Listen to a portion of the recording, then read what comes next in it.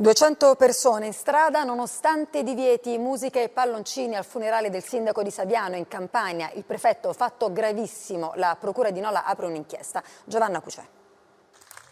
I palloncini tricolore, la musica, il carro funebre che attraversa Saviano, Napoli, con la gente che lo aspetta ai lati della strada, la presenza delle forze dell'ordine e l'ultimo saluto al sindaco Carmine Sommese, 66 anni, ucciso dal Covid. I funerali sono vietati in tutta Italia, eppure qui oggi in tanti si sono riversati per le vie senza rispettare le misure anticontagio disposte dal governo. Sommese, medico chirurgo, si era ammalato il 19 marzo, era stato lui stesso a darne notizia, poi il peggioramento delle sue condizioni.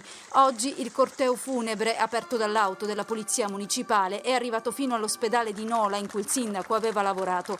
La prefettura di Napoli si è riservata di valutare quanto accaduto. Un fatto molto grave, lo ha definito in una nota, in un frangente così eccezionale, con migliaia di cittadini che non hanno potuto dare l'ultimo saluto ai propri cari. Indaga la procura di Nola. All'estero la Gran Bretagna